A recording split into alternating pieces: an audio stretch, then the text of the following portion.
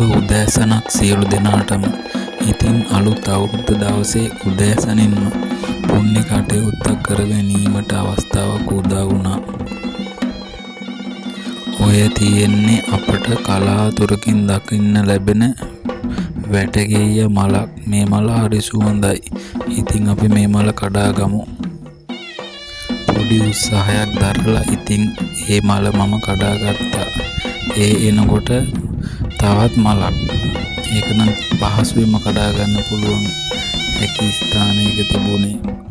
කොහොම හරි මට වැටකෙය මල් 3ක් කඩා ගන්න හම්බ වුණා. හරි ආසාවෙන් මම මේ මල් 3 බුදුන්ට පූජා කරන්න කටයුතු කළා.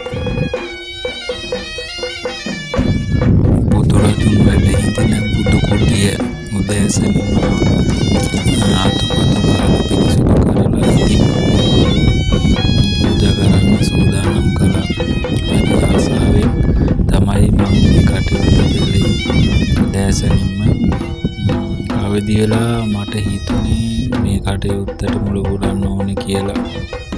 ඉතින් හරිම සතුටුයි. මේ අලුත් අවුරුද්දේ මම ප්‍රාර්ථනා කරනවා වැඩියෙන් පින්දහම් රැස් කරගන්න පුළුවන් අවස්ථාවන් උදා වෙන්න කියලා. මිය ගිය ඥාති හිත මිතුරාදීන්ට සියලුම සත්වයන්ට පින් බලාපොරොත්තු වෙන දෙවි දේවතාවුන් වහන්සේලාට මේ පින් හේතු වාසනා වෙන්න ඕනේ. හදවතින්ම ප්‍රාර්ථනා කරනවා.